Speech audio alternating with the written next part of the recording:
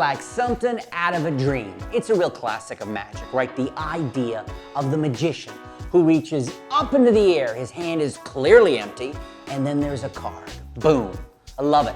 As a young guy, I used to practice this all the time. Then when I started performing for real people in the real world, I did it a lot less. However, on this video, we're gonna do a couple of things. First, I'm gonna show you a couple of different ways to do this. I'm gonna break down the basic technique, including showing the back and front of your hand, okay? Though, again, magicians and I debate about just how practical that is, but it's a thing of beauty. It's definitely a classic sleight of hand move. I'm gonna show you the front and back and the production. I'm gonna do a one-hand production, show you a couple different ways of one-hand production.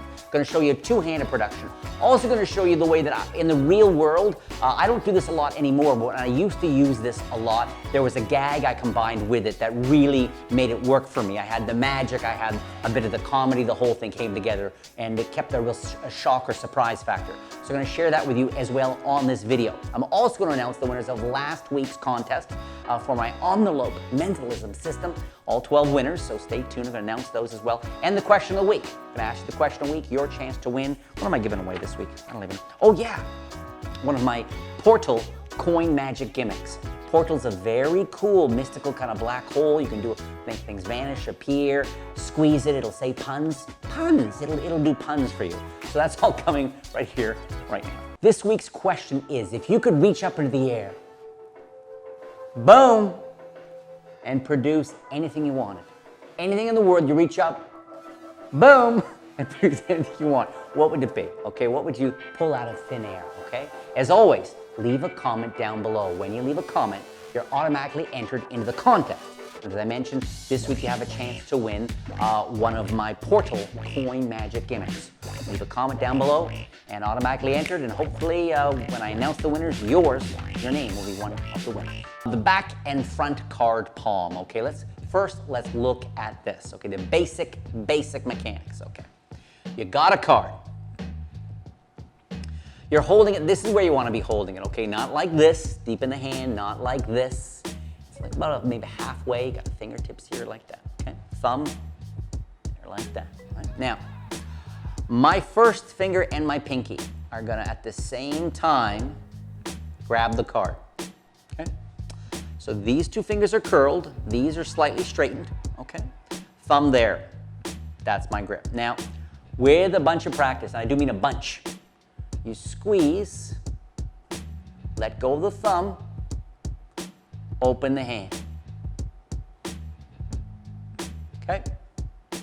The real work will be, of course, being fluid and smooth, but also working so that the corners are not sticking out, okay? Now, don't worry about this. As I say to all magicians when practicing any of these sleights, get it on the meta level. Don't sweat the details right out of the gates, okay?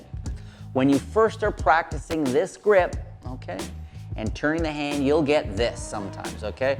You get these, it's actually hard to, there, you'll get these big things like that sometimes, okay? And other times you'll get this corner so small that it'll leave, okay? What you're trying for, of course, the ideal is to be able to get the corners barely showing, right? Like that. That's where you're headed. Now, when I was first practicing this, like a lot of young sleight of hand magicians, all I did all the time was I did the back and the front, where you try to show back of the hand, front of the hand. And to do that, what you're doing is you're turning the hand over, straightening the fingers, okay? And basically reverse palming it. So that 1 second, you got the two corners at the back of the hand, and then as you turn over, you bring those two fingers, the whole thing's a fist for a second, you stretch the fingers out, and you've got the two corners clipped between the same fingers, but at the back of the hand. Now, what's interesting about this is if you get this smooth enough, I mean, let me tell you right now, if you got this invisible, so it just looked like this, it's still awkward and weird. I'm not even flashing. You guys can't see the card at all. It's still awkward and weird. So you gotta ask yourself, is it something you wanna show people with enough practice where you can basically go, look how well I can hide this card in my hand. It's kind of like an optical thing, it's kind of like a flourishing move or something where you're showing your technical ability. Is there anything wrong with that? I don't think there's anything wrong with that at all. But don't confuse that with actually people thinking, man, his hand's totally empty, and where'd the card come from? I've never seen anybody in a close-up situation, okay? Some of the stage magicians, they use cards that actually have flesh-colored backs, I kid you not, so that there's a lot less you can see, and so when they're doing these kinds of things, okay? But close-up, you know, I've talked to magicians, we all kind of agree that close-up, the only way this seems to be very practical is if you're just gonna do a one-card production. So they have no idea what's coming, and then there's a card. So, which is why I advise you, you know, what you need to work on though really for close-up magic is going from a palmed card, in this case, from a palm card into that grip, okay? So you're gonna wanna go from here, slide it down, and then grab these two corners down there. How can you practically use this? Well, what I do is this.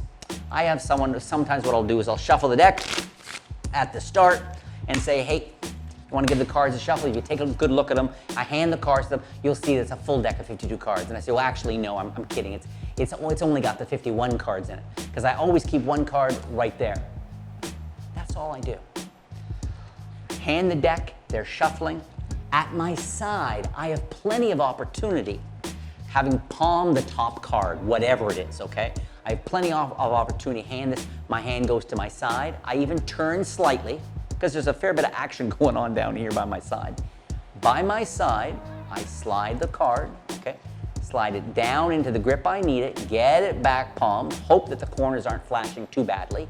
And then as I say 50 full deck, I say, actually, no, I always keep one card, and this is the timing. I always keep one card, hand comes up, just long enough for people to see there's nothing in the hand, just long enough.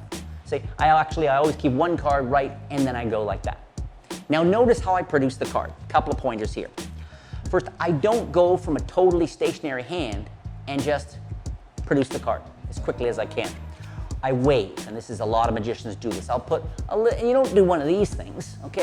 And all of a sudden a cabbie stops up. You know, he thinks, what I do instead is I just get a bit of not a circular, it's more of a, I don't know, a languid wave, an aloha.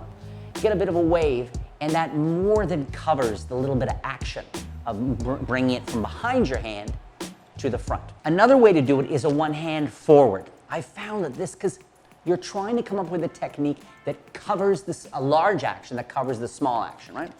So you can go from here to here, okay? From the front. Now, you gotta be careful, because in a way, this is the perfectly wrong thing to do, because they see it come around. But if you do it in such a way where you're here and then here real quickly, this brings it around. And it almost suggests it wasn't on the back of the hand, because now it's here. So there's this one-handed bring it around. You can do a two-handed version. There's a whole bunch of things you can do with this. One is a very classic stage magician thing, is to bring your hands up, okay? Hands up, show both hands empty. Come back over, and then as you wave both hands, I'm gonna bring the card around to the fingertip, okay? And that's really deceptive, because they see empty hand, you come up, the hands mirror, and I mean, you'd swear you're seeing both sides of both hands, okay? Very deceptive. I do a coin thing with this, okay, here. And then as you go up like this, you do that, okay? But you don't have to do this whole thing if it doesn't suit you, and there's people all, you know, if you're in a situation where it wouldn't work, okay? So instead, you can just do this, and as you bring the hand up, time it, okay? So that way it looks like empty hand, bring the hands together, and kind of by giving a little wiggle in the air, a card sort of, so you're here, here, and then you do that, and that card comes around. You can do the gag too, where you do this, produce a card, okay? Then almost act like you don't know where it came from and throw it down the floor and reproduce it.